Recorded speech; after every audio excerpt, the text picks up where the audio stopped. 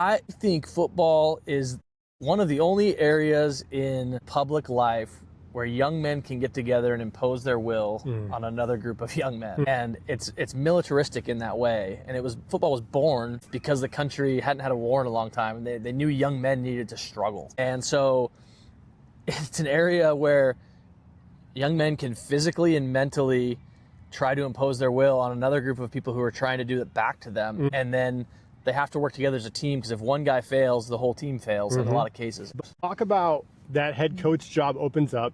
Did you know it's mine to have, or was it a process? Yes, it was the summer of 2015. So we'd already actually gone through camp, and I was an assistant coach. And the administration decided to make a change. Our previous coach had actually won a state championship. His son had graduated.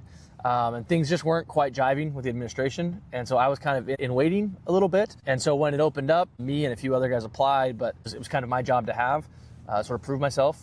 It was, like I said, 11 years ago. So I was 26 or 27 when that happened. I knew the seniors because I had coached them for 4 years prior as an assistant coach. And so when I came in, we just kind of hit the ground running, and we ended up going 12-1 and losing in the state semifinals our first year. That's a great start. You really set the bar high. Well, the years after that, we jumped from 8 to 11 man because we got reclassed.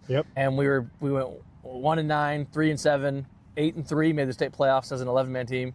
And then back down to like 4-6, and then we've been 8-man kind of since. So it's started off really high, and then the next year went really as low, almost as low as you can get. That's a big jump, right? 8 to 11 man. It was a big jump. It's a whole different game. Yeah, it is.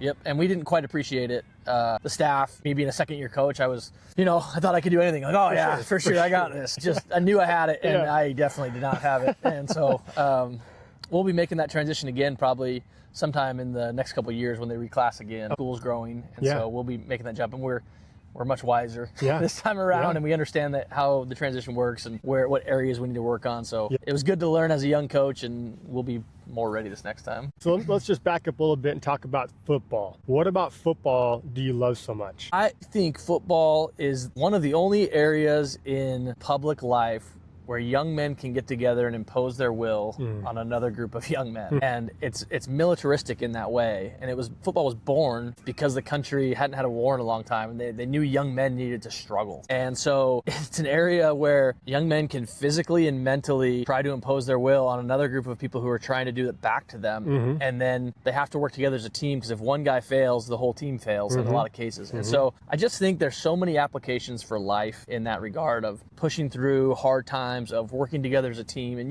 this as an adult, we work with teams and groups, and we have coworkers, and we got to learn to deal with conflict, and we got to learn to pull our own weight. And I just think football allows you to learn all of those as a kid and a young man, and then you can translate that to life after you graduate.